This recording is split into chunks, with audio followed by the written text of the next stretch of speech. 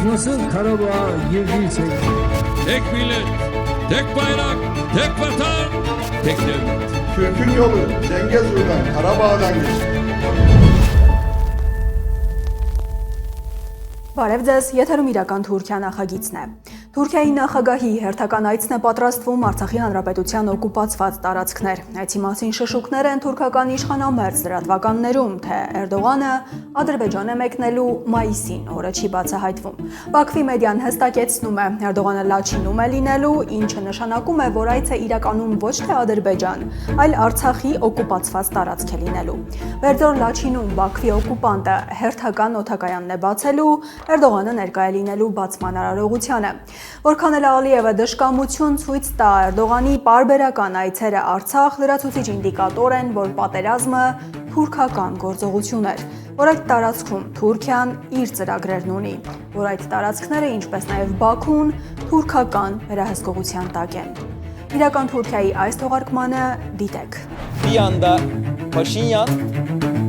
Փաշինյանը Էրդողանի եւ Ալիևի կողքին ինչպես են վերլուծում Թուրքիայում, երբ խոսքը հասնում է Ղարաբաղին, Հայաստան-Ադրբեջանին, մարդիկ նայում են դեպի Թուրքիա։ Konu Karabağ olduğunda, Ermenistan-Azerbaycan olduğunda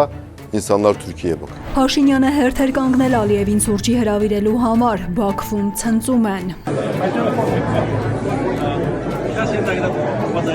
Թուրքիայի տրանսպորտի նախարարի Հայաստանի տարածքով միջանցք բացելու գրաֆիկը, Zangezurի միջանցք 3-4 տարուց։ Şöyle 3-4 yıllık bir süre içerisinde hayata geçirmeyi planlıyoruz. Էրդողանի երազած թյուրքական աշխարհում ամեն ինչ այնքան էլ Էրդողանի սրտով չէ, եւ թյուրքական միասնությունն այնքան էլ իրականություն չէ։ 11 միլիարդ դոլար para։ Եվ վերջում հարցազրույց այսօր Ալեքս Հինթոն, աշխարհի առաջատար ցեղասպանագետներից մեկը։ Թուրքական ժխտողականության պատճառը ֆինանսական եւ հողային փոխհատուցման վախն է։ Պետք է սպասել հարմար պահի, որովհետեւ մի բան, որ անհնար է թվում այսօր, որոշ ժամանակ անց կարող է առավել քան հնարավոր դառնալ։ The historical moment always changes, and what seems impossible in one instance becomes possible in another. Եվ այսպես Փաշինյանի շփումը Էրդողանի եւ Ալիևի հետ, Բաքվի օկուպանտի հետ Փաշինյանի զրույցների վերաբերյալ հայկական կողմի հայտարարության տեքստը կարող ենք ասել ամենապաշտոնական եւ անորոշ ձևակերպմամբ էր։ Տեքստ ոչնչի մասին։ Երկու ստեկ կարևորվել է Հայաստան-Ադրբեջան խաղաղության համաձայնագրի տեքստի համաձայնեցումը, կողմերը քննարկել են ընթացիկ վիճակը եւ կարևորել ստորագրման ուղղությամբ գործընթացի շարունակականությունը։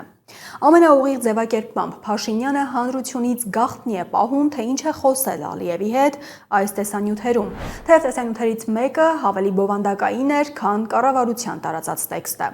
Փաշինյանն Ալիևին սուրճի է հրավիրում։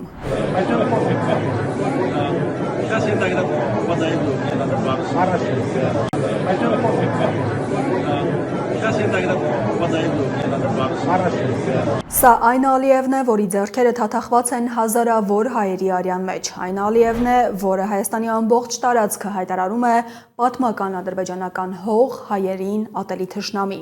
Ծաղրում է Փաշինյանին, ատում բոլոր հայերին։ Փաշինյանի հետ նրա շփումներին թուրք-ադրբեջանական մեդիան եւս անդրադարձել է։ Ահա թե ինչպես։ Ermenistan Azerbaycan'ın tüm şartlarını kağıt üzerinde kabul etti ama Հայաստանը Ադրբեջանի բոլոր պահանջները թղթի վրա ընդունել է, բայց ստորագրելու համար կարիք կա, որ Երևանը կոնկրետ քայլեր անի։ Սա Թուրքիայում գործող, բայց ադրբեջանցի գործարարի պատկանող հեռուստաալիքն էր։ Հիմա թուրքական իշխանական հեռուստաալիքը, որը Թուրքիայում երբեմն անգամ ծաղր ու ծանակի է ենթարկվում Էրդողանի գովքն անելիս çapն անցնելու համար։ Zirvede de bir buluşma gerçekleştirdi. Paşinyan'la Ermenistan'la Azerbaycan, Evet. Paşinyan'la Aliyev. Hemen o görüntüyü de ekranlara getirelim. Գագաթաժողովի ժամանակ մի հանդիպում էլ է եղել Հայաստան եւ Ադրբեջան, Փաշինյանի եւ Ալիևի միջև։ Եկեք այդ պատկերը անմիջապես էկրաններին տեսնենք։ Գուցե կարողանանք այն ավելի པարզ մեկնաբանել։ Այսօր Տիրանայում կայացած այդ գագաթնաժողովում տեղի ունեցավ նաեւ մի փոքր հանդիպում։ Անվանենք այն խաղաղության փոքր զրույց։ Եթե այն հիմա էկրաններին ցուցադրենք, մի կողմում Փաշինյանն է։ İsmi yan yana getiriyor. Bu iki ismi de dünyada yan yana getirebilecek Çok az lider var. Հետո Ալիևը գալիս է եւ այս երկու անունները իրար կողք են հայտնվում։ Աշխարհում շատ քիչ առաջնորդներ կան, որոնք կարող են այս երկու անունները անձանց իրար կողք բերել։ Առանց միջնորդների բանակցություններ նախընտրող Փաշինյանին հիմա թուրքական հեռուստաալիքի եթերում ներկայացնում են որպես Էրդողանի կանչին հնազանդվող եւ Էրդողանի կանչով Ալիևի կողքին կանգնող։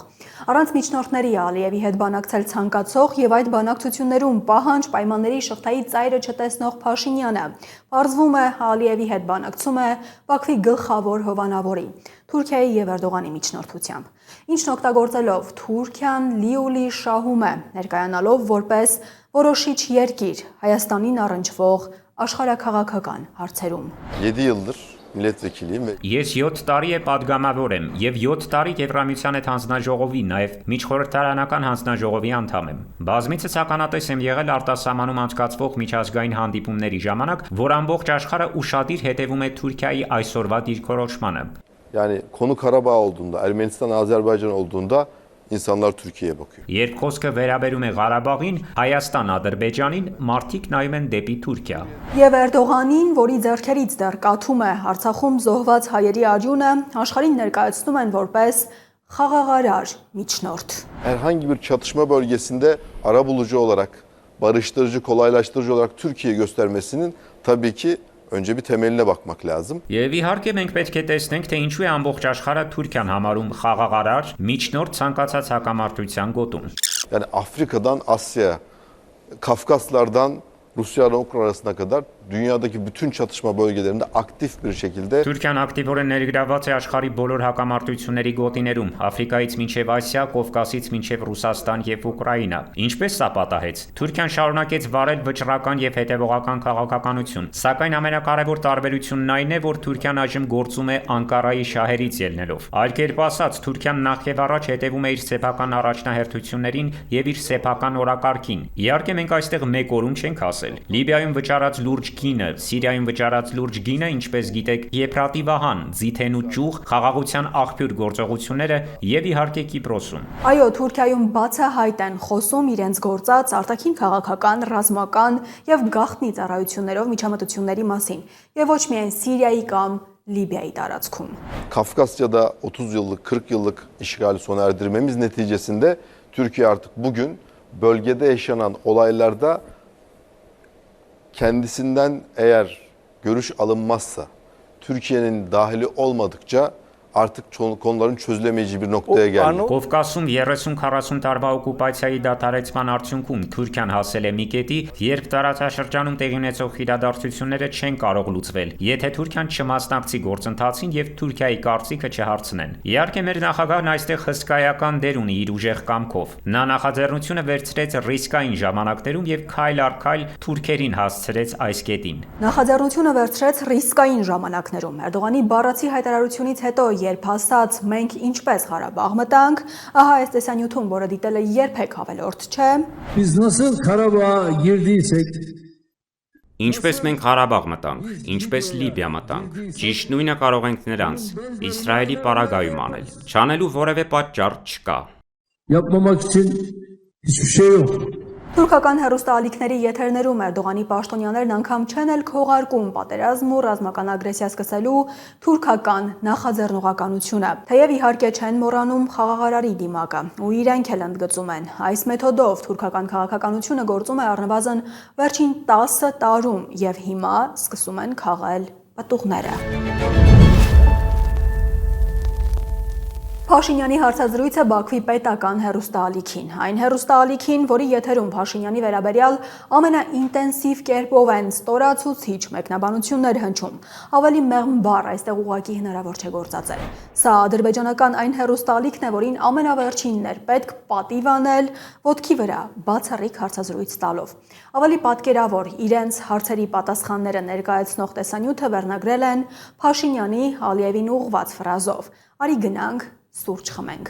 Եվ մեկնաբանությունները իհարկե ինչպես միշտ են լինում, ծաղրական են։ Azərbaycan prezidenti ilə görüş üçün növbə gözləyən, amma növbəsi yalnız dəhlizdə çatan bir lider Ermənistanın baş naziri Nikol Paşinyan. Ադրբեջանի նախագահի հետ հանդիպելու համար հերթ էր կանգնել, բայց նրա հերթը հասավ միջանցքում։ Հրապարակված տեսանյութերը դիտելով ինձ մոտ այն տպավորությունն էր, որ Հայաստանի վարչապետ Նիկոլ Փաշինյանը սպասում էր Իլհամ Ալիևի հետ զրույցի հնարավորություն ունենալու համար։ Recep Tayyip Erdoğan və Emmanuel Macronun İlham Əliyevlə ayaqüstü görüşlərində də ortadan çıxmadı. Վերջապես նա հասավ իր ցանկությանը։ Առաջնորդները սկզբում խոսեցին կանգնած, ապա նստած։ Փաշինյանը չանհետացավ Ռեջեփ Թայիպ Էրդողանի եւ Էմանուել Մակրոնի Իլհամ Ալիևի հետ անձնական հանդիպումների ժամանակ։ Էրդողանի այդ պահին արած ժեստերը եւ Մակրոնի Իլհամ Ալիևի նկատմամբ անկեղծություն ցուցաբերելու փորձերը զգալի ուշադրություն գրավեցին։ Ադրբեջանցիները միասացվածք ունեն, ոչը խրված էր դռան արանքում։ Մակրոնն ու Փաշինյանը ինձ հիշեցրին հենց այս օրինակը։ Մեկ օր առաջ Փաշինյանը Տիրանայում հարցազրույց էր տվել, ոչ մի նոր բան չասաց։ Ստեց, թե իրենց սահմանադրությունը տարածքային պահանջներ չունի Ադրբեջանի նկատմամբ եւ ճանապարհներ էր փնտրում խուսափելու ԵՀԿ Մինսկի խմբի լուծարումից։ Անցնում են Փաշինյանի հարցազրույցի վերլուծությանը։ Իհարկե, ինչպես Ալիևի այս պահի ամենաաղմկոտ պահանջն ու Ալիևի լրագրողի տված հարցն են հուշում, թիրախում այս պահին Հայաստանի սահմանադրությունն է։ Անկամ Փաշինյանի հայտարարությունից հետո, թե ճանաչում է Ադրբեջանի տարածքային ամբողջականությունը, Արցախը ներառյալ, Բաքվին պետք է, որ փոխվի Հայաստանի սահմանադրությունը, այն էլ հանրաքվեով, որ ոչ թե Փաշինյանը, այլ Հայաստանի բոլոր քաղաքացիները համակերպվեն պարտության եւ օկուպացիայի հետ։ Но мы проанализировали нашу конституцию и мы Մենք վերլուծել ենք մեր սահմանադրությունը եւ մենք գիտենք հարցերը, որոնք բարձրացնում է Ադրբեջանը։ Եվ ակնհայտ է, որ եւ համաձայն մեր սահմանադրական դատարանի որոշման մեր գործող սահմանադրության մեջ չկա որևէ հավակնություն մեր հարևանների նկատմամբ։ Փաշինյանի հարցազրույցից գոհ չեն մնացել, շատ բան չիմացան, միայն ստեր լսեցին։ Ռեֆերենդումը չխարվաջախ Konstitusiya layihəsini hətta belə Հանրաքվեի դրվերիկ Հայաստանի սահմանադրության վերաբերյալ այս անգամ սպասվող հայտարարությունը նույնիսկ չի բացահայտել, թե ինչ են այդ փոփոխությունները ենթադրելու թե Ադրբեջանի, թե Հայաստանի ժողովուրդների համար։ Եվ նա ցանկանում է այն բանակցությունների ժամանակ ավելի լավ գնով վաճառել Ադրբեջանին։ satmaq istəyir։ Եվ այս թեմայի վերջում Ֆրանսիայի նախագահի հետ անձրևանոցի դրվագը ադրբեջանցիները իհարկե նկատել են։ Փաշինյան քետրի mühafizəçinin əlindən alaraq Makrona jest edir։ Փաշինյանը անձրևանոցը վերցրեց եւ Մակրոնին ժեստ արեց։ Թուրքիայի տրանսպորտի եւ ենթակառուցվածքների նախարար Աբդուլ Քադիր Ուրալօղլուն այն պաշտոնյան, որը թուրքական կողմից համակարգում է այսպես կոչված Զանգեզուրի միջանցքի ուղղությամբ գործնական աշխատանքները, եւս մեկ հայտարարություն է արել այդ միջանցքի մասին։ Թուրքիայի պաշտոնյան արդեն երրորդ անգամ հայտարարում է, որ Հայաստանի տարածքով թուրքական միջանցքը կբացվի 3-4 տարում։ Orta koridorun tam merkezinde bulunuyoruz. Մենք գտնվում ենք Միջին Միջանցքի հենց կենտրոնում, Թուրքիայում, Ադրբեջանի, Վրաստանի տարածքով եւ Զանգեզուրի միջանցքի ուղղությամբ, Türk dünyasına daha hızlı erişim sağlayacak Zengezur koridorunda, որը կնպաստի Միջին Միջանցքի հետագա զարգացմանը եւ կապահովի թուրքական աշխարհ ավելի արագ մուտք։ Աշխատանքները շարունակվում են ինչպես մեր, այնպես էլ ադրբեջանական կողմից։ Մենք նախատեսում ենք այն կյանքի կոչել 3-4 տարվա ընթացքում։ Այն նաև մեզ համար է արժեքավոր միջանցք։ bunu şöyle 3-4 yıllık bir süre içerisinde hayata geçirmeyi planlıyoruz. Bu da bizim için kıymetli bir koridor. Մինչև այս երկու անգամ նշել էր, թե այդ արժեքավոր եւ թուրքական մեջլիսում հնչած իր իսկ ձևակերպմամբ Թուրքիայի համար անփոխարինելի միջանցքը կբացվի 4 տարում։ Կարծում եմ, որ մոտ 4 տարի հետո այս միջանցքը ամբողջությամբ իրականություն դարձրած կլինենք։ Bir 4 sene sonra bu koridorun tamamını inşallah hayata geçirmiş oluruz diye düşünüyorum. Hani yaklaşık bir 4 yıl sonra hayata geçirebileceğimiz bir proje olduğunu söyleyebilirim. Կարող եմ ասել, որ մոտ 4 տարի անց կիրագործենք այս նախագիծը։ Հիմա առաջին անգամ նշեց 3 տարում Հայաստանի տարածքով միջանցք բացելու հնարավորության մասին։ Սրանից բացի, եթե Թուրքիայի տրանսպորտի նախարարը 1 տարի առաջ իր բոլոր հարցազրույցներում պատմում էր, թե այս միջանցքից շահելու են նաև հայերը, այսօր արդեն ջանք չի թափում հայերին համոզելու ուղղությամբ, որովհետև հիմա կա Փաշինյանի այս հայտարարությունը։ Դուք խոսում եք ճանապարհների ապաշրջափակումից, պարոն Փաշինյան։ Ես հարցնում եմ, ճանապարհ տալու եք, թե չեք տալու։ Տալու ենք, այո։ Շատ լավ։ Հիմա Ուրալօղլուն շեշտում է, թե Հայաստանի տարածքով այդ միջանցքը կապելու է թուրքական աշխարհը։ Մեղրիով Փաշինյանի առաջարկած ճանապարհը կապելու է թուրքական աշխարհը։ Էրդողանի երազած թուրքական աշխարհում ամեն ինչ այնքան էլ Էրդողանի սրտով չէ, եւ թուրքական միասնությունն այնքան էլ իրականություն չէ։ Հաշվի առնելով, որ Թուրքիայի եւ հատկապես էրդողանական Թուրքիայի առաջնահերթություններից է հետխորհրդային թուրքախոս պետությունները թուրքերին թուրքական աշխարհը միավորելը, ներկայացնում ենք հենց այս ուղղությամբ Թուրքիայի արտաքին քաղաքականության, թուրքական դիվանագիտության ձախողումներից կամ Էրդողանի առաջ եղած խոչընդոտներից մեկը։ Մեկ ամիս առաջ թուրքական մեդիայում մեծ աղմուկ էր Կենտրոնական Ասիայի թուրքախոս պետություններին, անգամ թերթերի վերնագրերով մեղադրում էին Թուրքիային եւ թուրքական պետությունների կազմակերպությանը դավաճանելու մեջ։ Ամեն ինչ սկսվեց Ուզբեկստանում ապրիլի 4-ին կայացած Եվրամիություն Կենտրոնական Ասիա առաջին գագաթնաժողովից, որի ամենակարևոր իրադարձությունը Եվրամիության տարածաշրջանի երկրներում 12 միլիարդ եվրո ներդնելու խոստումն էր։ Արդյունքում 4 թուրքալեզու երկրներ՝ Ղազախստանը, Ղրղызստանը, Թուրքմենստանը եւ Ուզբեկստանը, որոնց հետ Թուրքիան մեծ ծրագրեր է կազմում, վերահաստատեցին իրենց աջակցությունը ՄԱԿ-ի անվտանգության խորհրդի 541 եւ 550 բանաձևերին դուրս գալով Թուրքիայի դեմ։ Այս բանաձևերը կոչ են անում ՄԱԿ-ի անդամ բոլոր պետություններին հարգել Կիպրոսի Հանրապետության ինքնիշխանությունը, անկախությունը եւ տարածքային ամբողջականությունը, չճանաչել Կիպրոսի Հանրապետության կառավարությունից բացի որևէ այլ կառավարություն կղզում, այսինքն չճանաչել ինքնահռչակ թուրքական մասը։ Փաստացի Անկարայի մերձավոր դաշնակիցները պաշտոնապես մերժեցին Հյուսիսային Կիպրոսի անկախությունը եւ միացան ՄԱԿ-ի անվտանգության խորհրդի որոշմանը, որը թուրքական զինված ուժերը համարում է Կիպրոսի օկուպանտներ։ Թուրքական մեդիայում սկսվեց հիստերիա Եվրամիության եւ թուրքական պետությունների սկանդալային պայմանավորվածությունը վերնագրով եւ բովանդակությամբ։ 11 milyar dolar para. 11 milyar dolar փող։ 11 milyar doların hepsini verecekler mi sence? Կարծում եք նրանք այդ ամբողջ 11 milyar դոլարը ձեզ կտան։ Hepsini vereceklerini mi zannediyorsun? Hadi bak ben şey için söylüyorum. Դա էլ է խափեություն։ O da bir kandırmaca mı? 5'e böldün. Adam başı düştü 2 milyar. 10 seneye yaydın. Yılda 200 milyon dolar. Ben şu lafı söylerim. Bu kadar mı ucuz ya? Դուք դա բաժանեք 5-ի, 5 պետության միջև, տարածեք 10 տարվա վրա, տարեկան 200 միլիոն դոլար, այդքան է ժան, արդյոք արժեր եղբայր։ Biz burada Turan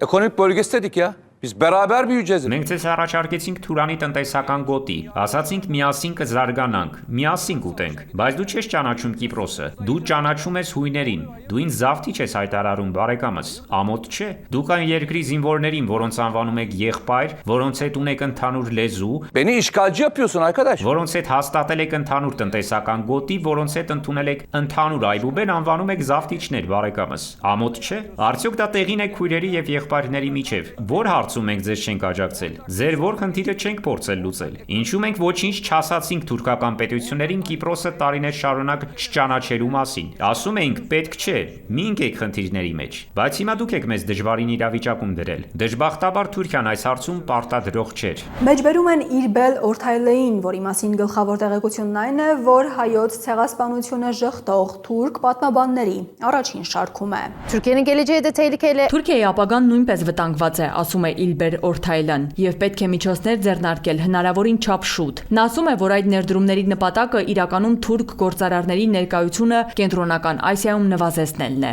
Էրդողանի համար այս դավաճանության պահին իրեն դրսևորել է Բաքվի օկուպանտը, հայտարարելով, թե Կիպրոսի թուրքերն արժանի են սեփական պետություն ունենալուն։ Bu arada Sayın İlham Aliyev'in açıklaması müthiş bir açıklamadır. İlham Aliyevի, պարոն İlham Aliyevի հայտարարությունը հիանալի հայտարարություն էր։ Ջան Ադրբեջանն է։ Գիտեք ինչ ասաց նա։ Ասաց մենք միշտ կանգնած ենք Կիպրոսցի թուրքերի կողքին։ Kuzey Kıbrıs Türk Cumhuriyeti'nin her zaman arkasındayız Kıbrıs Türklerinin. Onlar bizim kardeşimiz. Նրանք մեր եղբայրներն են։ Նրանք պետք է ճանաչվեն։ Ասաց, որ ճանաչվելը նրանց օրինական իրավունքն է։ Հիմա ես հարցնում եմ, պարոն արտաքին գործերի նախարարը պետք է անմիջապես դուրս գա եւ ասի. Biz de Kuzey Kıbrıs Türk Cumhuriyeti'nin tanınmasını istiyoruz. Azerbaycan'dan da tanınması için talepte bulunuyor. Մենք եւս ուզում ենք, որ Հյուսիսային Կիպրոսի թուրքական հանրապետությունը ճանաչվի։ Մենք նաեւ ճանաչում ենք խնդրում Ադրբեջանից։ Կիպրոսն Էրդողանի համար միակ կարևոր թեման չէր, որի մասին եվրապաշտոնյաները Կենտրոնական Ասիայում հայտարարություններ արեցին։ Խոսել են նաեւ Զանգեզուրի միջանցք կոչվածի մասին։ Smooth border crossing with Central Asian and South Caucasus countries is also essential to reach the Black Sea. Սև ծով հասնելու համար կարևոր է նաև կենտրոնական Ասիայի եւ հարավային Կովկասի երկրների հետ սահմանը սահուն հատելը։ Armenia with Turkey and Azerbaijan is going to be a game changer. 3 տասնամյակ փակ Հայաստանի, Թուրքիայի եւ Ադրբեջանի հետ սահմանների բացումը կփոխի խաղի կանոնները։ Դա Եվրոպան եւ կենտրոնական Ասիան կմոտեցնի ավելի քան երբևէ։ Սա նշանակում է, որ ամենաբաց եւ ուղիղ ձևակերպմամբ այս նախագիծը բխում է նաեւ Եվրամիության շահերից եւ Հայաստանի տարածքով թուրքական միջանցքով Եվրամիությունը եւս ցանկանում է մոտենալ կենտրոնական Ասիային, ճիշտ ինչպես Թուրքիան։ Եվ այս պատմությունը Թուրքիայում իհարկե աչքաթող չեն անում։ Եվրապաշտոնյաների հեռանալուց հետո կենտրոնական Ասիայում տուրնե է սկսել Թուրքիայի մեջլիսի նախագահ Նուման Քուրթումլուշը։ Թուրքական աշխարհի պրոպագանդան առաջ տանող Էրդողանի ամենաակտիվ պաշտոնյաներից մեկը, որն անգամ իր բեխերն է նմանեցրել Էրդողանի ճաշակին։ Ու ահա թե ինչեր է հայտարարում Ուզբեկստանից մինչև Ղրղստան, ամենուր Քուրթումլուշի տեքստը բառացի նույնն է։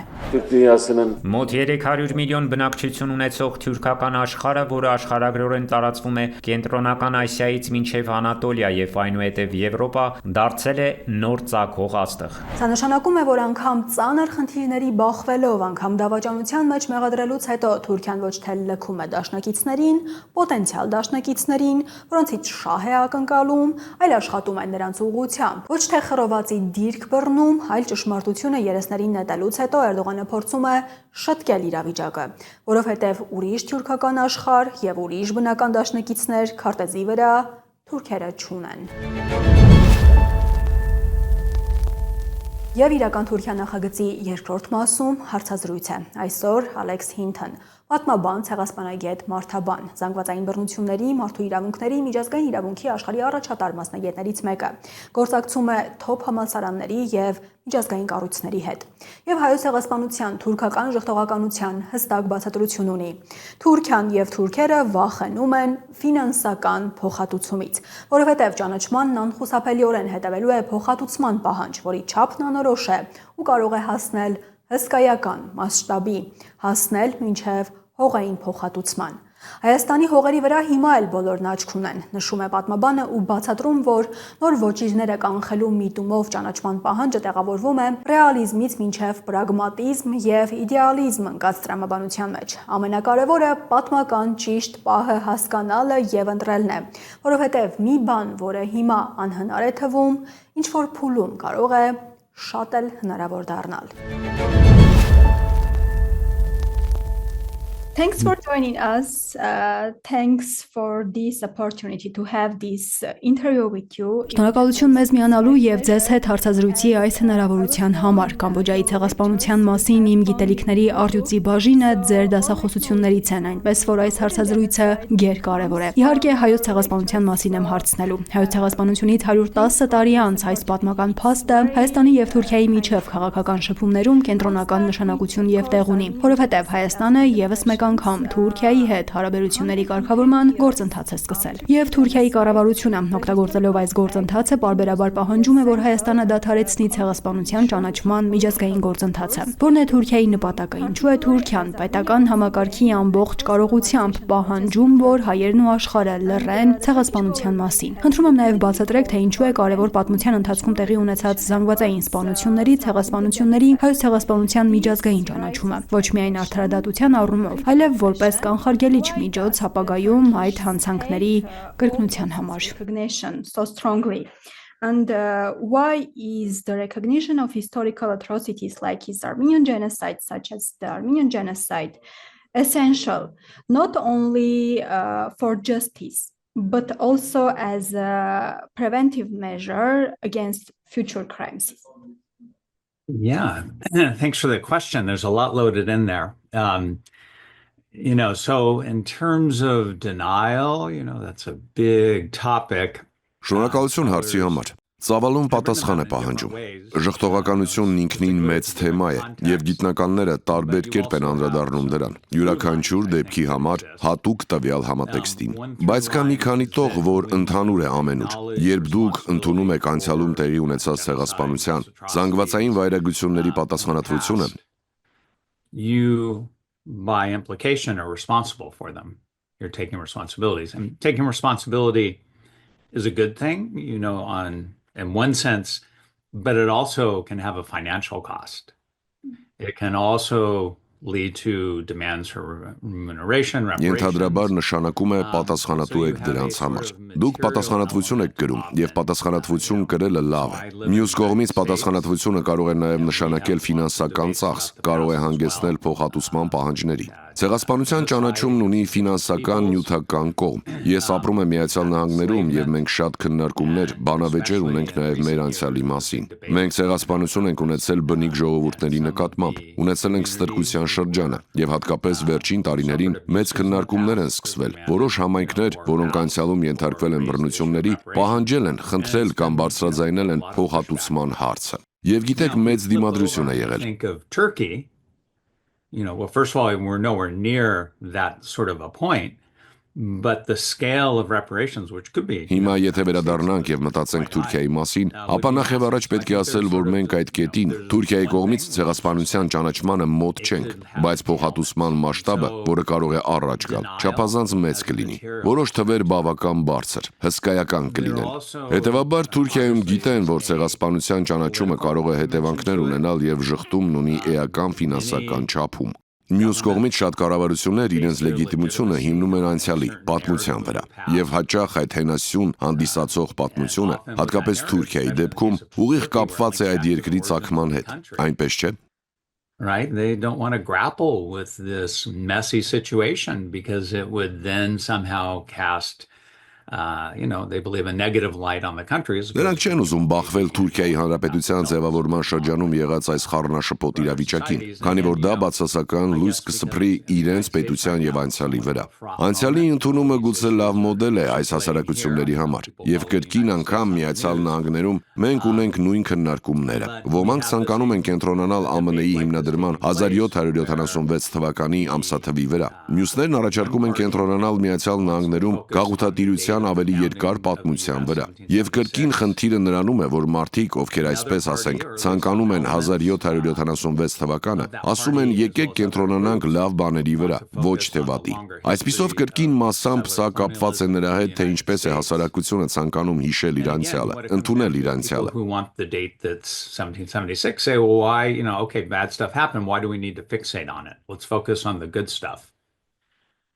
So again, part of it's just how does a society want to remember its past, acknowledge its past. Բայց երբ կա մի կառավարություն, որը ձգտում է լեգիտիմության, ամեն ինչ շատ ավելի խնդրահարույց է դառնում։ Ես նաև աշխատում եմ Կամբոջայում եւ այնտեղ նույնպես եղել է եւ հիշողության եւ ժխտողականության քաղաքականություն։ Սրանք երկու հիմնական շարժիչ ուժերն են։ Կա ֆինանսական ասպեկտ, կա խորհրդանշական ասպեկտ, որը միահյուսված է քաղաքականության հետ։ Եվ մենք բոլորս ունենք անցյալ, որը եւ լավն է եւ վատը, եւ տարբեր մարդիկ կարող են տարբեր չափով հաղթահարել իրենց անցյալի բացասական էջերը։ Նրանք ճնշում են թեման, եւ երբ դուք պնդում եք, խոսում եք, ավելի մեծ թափով են դիմադրում։ Որքան դուք պահանջում եք ճանաչում, այնքան նրանք ժխտում են, դիմադրում։ Այն փաստը, որ թուրքական կառավարությունը փորձում է իրենից հեռու անել պատմական իրականության մասին ցանկացած խոսակցություն, անխուսափելիորեն կհանգեցնի նրան, որ այն, ինչը փորձում են ճնշել, կոծկել, նորից ու նորից մեջտեղ կգա։ Grapple with the negative things in their past to different extents. The other,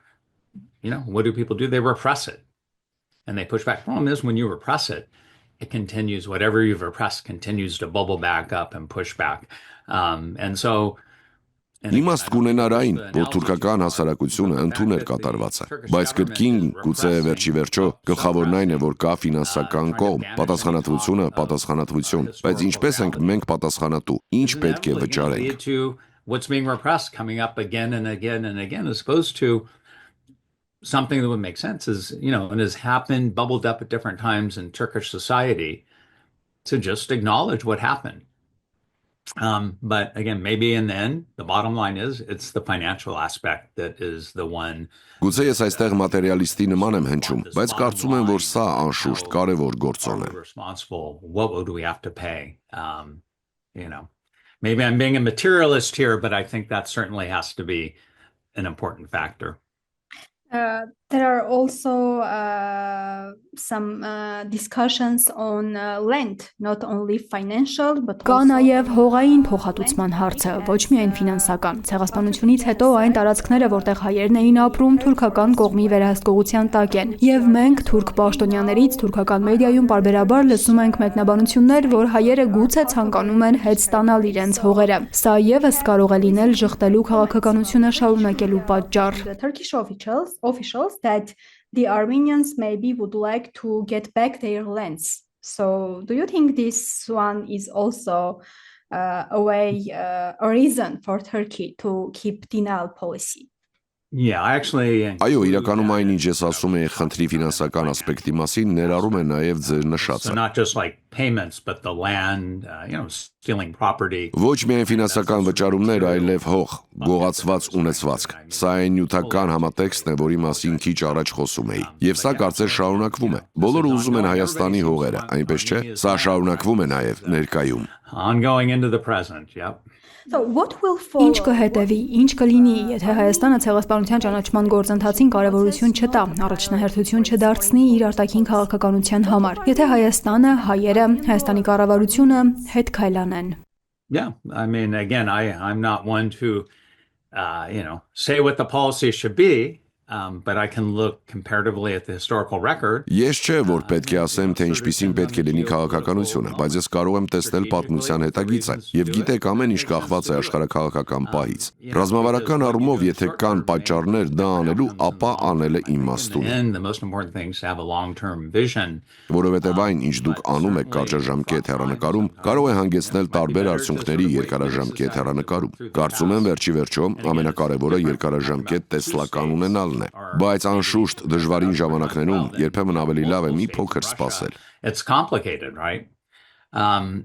But they're just different. Այստեղ մենք խոսում ենք երկու պետությունների, Հայաստանի եւ Թուրքիայի մասին, որոնց հարաբերություններում բարդ գործոններ կան։ Կա նաեւ Ադրբեջանը, նաեւ Ռուսաստանը։ Ամեն ինչ կախված է ճիշտ ժամանակից, ճիշտ պահից, եւ այդ պահը միշտ գալիս է ու անցնում։ Կան իդեալիստներ, որոնք ասում են երբեք, կան ռեալիստներ, որոնք մշակում են երկարաժամկետ ծրագրեր, ռազմավարական նպատակներն առավել հասանելի դարձնելով, եւ կան նաեւ պրագմատիկները, որոնք հանդրության երրորդ շերտն են իդեալիստների եւ ռեալիստների միջև։ People are sort of idealist and realist. And the pragmatist as well, which would be a third faction, which is sort of in between. Շատ լավ, իդեալիստներից մինչև պրագմատիկներ եւ ռեալիստներ, բայց ուր է մնում արդարությունը։ In what sense? Ինչ առումով։ Justice for the Armenians which have been killed. Արդարությունը այն հայերի համար, որոնք սպանվեցին ցեղասպանության ժամանակ, Լեռնային Ղարաբաղում սպանված հայերի համար։ Նաև ինքներդ նշեցիք, որ հայկական հողերի վրա մինչև հիմա բոլորն աչք ունեն։ Ադրբեջանն ուզում է Հայաստանի հողերը, Թուրքիան աջակցում է Ադրբեջանին։ Եվ եթե մենք աչք փակենք ցեղասպանության վրա, որոշելով թե մեր արտաքին քաղաքականության առաջնահերթություն չէ, նոր ռիսկեր չենք ստեղծի հայերի համար։ Երբ ռիսկերը կանխելու կարիք ունենք, նաև ցեղասպանության մասին պատմելով, պատմական հետագիծը ցույց տալով։ Well, I again would not want to dictate any kind of policy or make policy recommendations. That's not my role as a scholar. As a scholar, to sort of see comparatively what. Ես նորից եմ ուզում կրկնել, որ չէի ցանկանա թելադրել կարծիքս եւ քաղաքական խորհրդատվություն տալ։ Դա իմ դերը չէ։ Ես գիտնական եմ եւ գիտնականները պետք է համեմատականության մեջ գտնեն հարցերի պատասխանները։ Այն տարբերությունը, որը նշեցի ռեալիստների մասին, որոնք պրագմատիկ ռազմավարական պատճառներ ունեն, պրագմատիկների մասին, որոնք փնտրում են ցանկացած հնարավորություն եւ իդեալիստների միջև, իրականում տարբեր մտածելակերպերի դրսեւորումներ են։ Don't waver, don't compromise. And injustice has been done, and we have to push it forward. Where someone who's a pragmatist might say, well, maybe we got to pull back, 30% or 40%. Եվ արդարադատության առումով մի տեսակ հանգում ենք իդեալիզմի։ Եվ ես չեմ նսեմացնում իդեալիզմը։ Հիանալի է իդեալիստ լինելը, որն ասում է՝ մի տատանվեք, մի զիջեք։ Անարդարություն է եղել, եւ մենք պետք է արդարությունը վերականգնենք։ Մինչդեռ որոշ պրագմատիկներ կարող են ասել, որ գուցե կարողանանք 30 կամ 40%-ով հետ քաշվել, բայց շարունակել այլ ձևերով խոսել արդարադատության մասին։ Գուցե դա անենք միջազգային ճանաչման միջոցով եւ այլն։ Եվ կան ռեալիստները, որոնք կասեն՝ հետ ենք քաշվում 25 100%-ով։ Ամեն ինչ իսկապես նաև կախված է, թե որ երկրում եք։ Հնարավորություններ կան, բայց ոչ ոք չպետք է վերջնական զիջումների գնա։ Հայերի դեմ անարդարություն տեղի է ունեցել, ցեղասպանություն տեղի է ունեցել։ Գիտական համայնքում չկա մեկը, ով այսինքն շատ քչերն են, որ տեղի ունեցածը չեն անվանում հայոց ցեղասպանություն։ Դա պարզապես ճանաչված պատմական իրողություն է։ 50-60 տարի առաջ ընդհանուր առմամբ այսքան մեծ իրազեկվածություն չկար։ Հիմա երկարաժամկետ հեռանկարում մեծ առաջընթաց է գրանցվել։ Նույնիսկ եթե կան բազմաթիվ մարտահրավերներ, մասամբ փոփոխվող աշխարհաքաղաքականության պատճառով, որի մասին դուք ակնարկեցիք։ Բայց հուսով եմ, որ վերջում Թուրքիան ճիշտ քայլ կանի։ Կարծում եմ նյութական փոխհատուցման տարը պարզապես շատ ուժեղ է։ Եվ գուցե արդարադատությանը, ճանաչմանը պետք է հասնել գոնե առայժմ այլ ձևերով, մինչև պատմական պահը փոխվի։ Պատմական պահը միշտ փոխվում է, եւ այն ինչ անհնար է թվում մի դեպքում, մյուսում հնարավոր է դառնում։ Եվ այսպես կարծում եմ մյուս կարևոր հանգամանքը երբեք հույսը չկորցնելն է։ Historical moment changes, and that's the one thing. The historical moment always changes, and what seems impossible in one instance becomes possible in another. And so I think the other thing is never to give up hope. Որոշ քաղաքական գործիչներ, գիտնականներ փորձում են լվանալ Թուրքիայի երեսը, հայոց ցեղասպանության այլ պատասխանատուներ գտնել։ Որպես ոլորտի առաջատար մասնագետ խնդրում եմ բացատրեք ձեր ընկալումը, թե ինչու Թուրքիան կազմակերպեց եւ իրագործեց հայոց ցեղասպանությունը։ Your opinion on why the Armenian genocide was organized. That's a big topic. Սա մեծ թեմա է, որի մասին կարող ենք երկար խոսել։ Կարող են լինել որոշ թուրք գիտնականներ, այո, ովքեր կարող են դա անել։ Maybe Turkish academics, right, who may be doing that.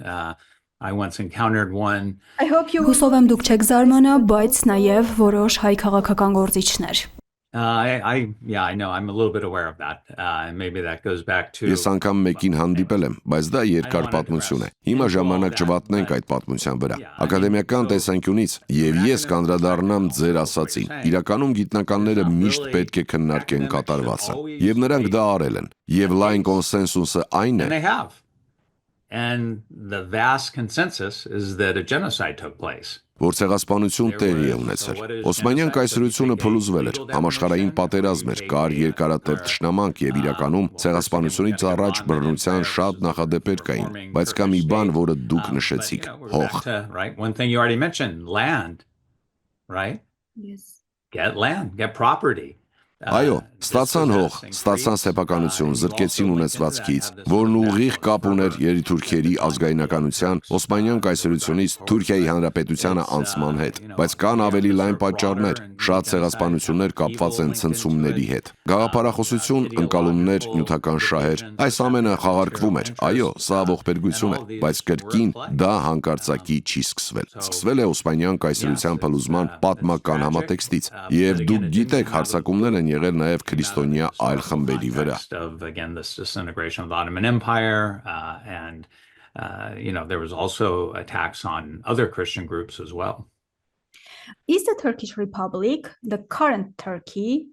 Թուրքիայի հանրապետությունը, ներկա Թուրքիան պատասխանատու է այն ցեղասպանության համար, որը կազմակերպեցին եւ իրագործեցին Օսմանյան կայսրության փլուզման տարիներին։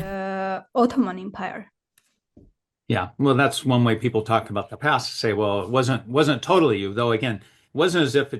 the genocide occurred like the Rwandan genocide in a few months. This was something that sort of was drawn out over time, arguably into the 1920s. So դա անցյալի մասին խոսելու մարդկանց ձևերից մեկն է։ Նրանք ասում են, թե դա ամբողջովին այդպես չէ, չնայած ցեղասպանությունը տեղի չի ունեցել միայն մի քանի ամսվա ընթացքում, ինչպես Ռուանդայի ցեղասպանության պարագան էր։ Հայոց ցեղասպանությունը ձգվել է մի քանի տարի, հավանաբար մինչև 1920 թվականները, բայց հետո տեղի են ունենում այլ փոփոխություններ, որը ձեր հարցում եւս նկատվում է՝ կայսրության փլուզումը եւ հանրապետության ձևավորումը։ Թուրքիայի կառավարությունը անշուշտ նախապատվություն կտա այլ փաստարկների։ Անկամ Գերմանիայում որոշ մարդիկ ասում են, նացիստները այլ ժամանակներում էին, այլ կառավարություն, շատ տարբեր մեզանից, նույնիսկ ճանաչելով եւ ընդունելով կատարվածը։ Ճանաչում հնարավոր է, բայց ժխտողականությունն այս պահին, գիտեք, այնքան արմատացած է թուրքական քաղաքականության մեջ, որ հավանաբար դժվար է առաջիկայում մեծ փոփոխություն սպասել։ Ամեն ինչ կարող է փոխվել, ինչ որ փուլում, նոր տեսլական ունեցող առաջնորդի հետ։ Բայց կարծում եմ դա ունի քաղաքական քաղաքական գին, եւ դուք պետք է ունենաք առաջնորդ, որը պատրաստ կլինի դրանով զբաղվել։ Ձեր բերած փաստարկը անշուշտ կարող է օգտագործվել այնպիսի հռետորաբանությամբ, որը կապված կլինի ավելի մեծ կամ լիարժեք ճանաչման հետ։ Բայց կրկին միշտ վերադարձեք նյութական կողմին, որն աչք է ծակում այս ամենի ֆոնին։ Professor Hinton,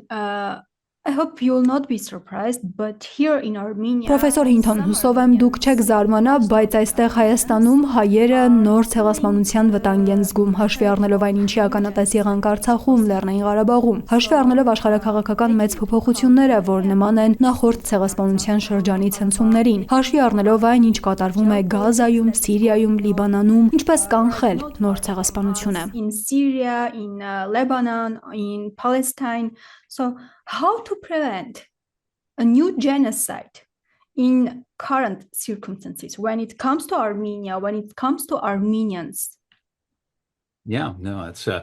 always a critical question. And, Armenia, as you know better than me, has, because of the literal location, is in a very difficult geospatial situation. Դա միշտ կարևոր հարց է։ Հայաստանը, ինչպես դուք ինձանից լավ գիտեք, բարդ աշխարհագրական դիրքում է։ Ադրբեջանը կարծես հզորացել եւ համարձակ է դարձել, կապված է Թուրքիայի հետ։ Դուք այս ամենը իհարկե գիտեք եւ կարծում եմ, որ կրկնելու կարիք չկա։ Ռուսաստանը հետ է քաշվել, այն այժմ ավելի շատ զբաղված է Ուկրաինայով։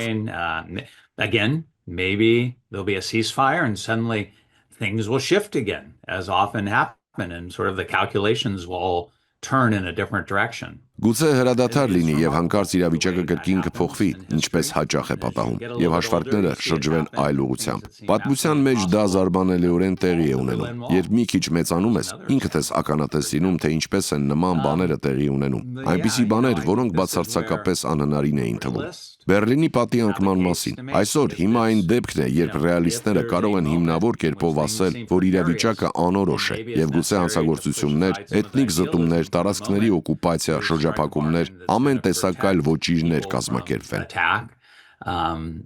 In whatever form it comes, crimes against humanity, war crimes, genocide, atrocity crimes, ethnic cleansing, further taking away of territory, blockades, all sorts of different. Ահա որտեղ են ռեալիստները ամենաուժեղ դիրքերում, երբ նրանք պայմանավորվածությունների, գործարքների համաձայնության են գնում, կյանքեր փրկելու համար։ Հիմա դու փրկում ես մարդկանց իդեալիստների պայքարի ապագայի համար։ Նկատի չունեմ, որ հենց սա է պետք անել։ Պարզապես հիմա այնպիսի իրավիճակ է, երբ կա անորոշություն եւ մարդիկ վտանգված են, ինչը իսկապես պատճառ է, որ ռեալիստական դիրքորոշումն առաջ մղվի։ Շնորհակալություն, պրոֆեսոր Հինթոն։ Շնորհակալ եմ այս հարցազրույցի համար։